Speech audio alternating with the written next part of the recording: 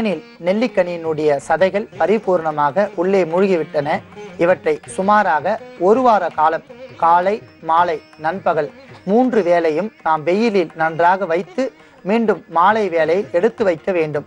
இவ்வாறாக ஒரு வார காலம் வெயிலில் வைத்து விட்ட பிறகு தேனில் நன்றாக இந்த நெல்லிக்கனிகள் ஊறிவிட்டிருக்கும்.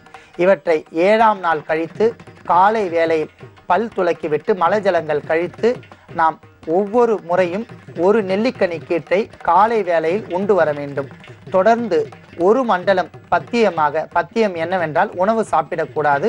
வெறும் வயிற்றில் பத்தியமாக நாம் உண்டு வந்தால் மிக சிறந்த ஒரு காயகல்ப மருந்தாக இந்த தேன் நெல்லி மாறிவிடும். இந்த தேன் நெல்லி சாப்பிடும் வேளையில் நாம் அரை மணி நேரம் கழித்தே உணவை சாப்பிட வேண்டும். வெறும் வயிற்றில் இந்த தேனும் நெல்லிக்கனியும் சேர்ந்து அற்புதமான ஒரு ரசாயன மாற்றத்தை ஏற்படுத்தும். வயிற்று பகுதியில் உள்ள புண்களை படிப்படியாக ஆற்றிவிடும். நரம்புகளுக்கு மிகுந்த நன்மை ஏற்படும். இரத்த ஓட்டங்கள் மிக சீராக இயங்கி வாசி என்கிற யோகம் திறந்துவிடும். வாசியை பார் என்பார்கள் சித்தர்கள். வாசி யோகம் அடைவதற்கு கண்டிப்பாக நாம் தேன் நெல்லியை சாப்பிட்டு வந்தால் அற்புதமான மூளை குளிர்ச்சி அடைந்து உடலும் குளிர்ச்சி அடைந்து கண்கள் ஒளி பெறும். மேலும் சதை புஷ்டி ஏற்படும். சதை பிடிப்பு ஏற்பட்டு உடல் திடகாத்திரமாக இருப்பார்கள். அற்புதமான இந்த தேன் நெல்லி காயகல்ப மருந்தை மிக எளிமையான முறையில் நீங்களே செய்யலாம். வேண்டுமென்றால் அளவிற்கு அதிகமாக வேண்டுமென்றால் 1/4 கிலோ தேனில் நாம் 250 கிராம் அளவிற்கு தேன் நெல்லியை சேகரிக்கலாம்.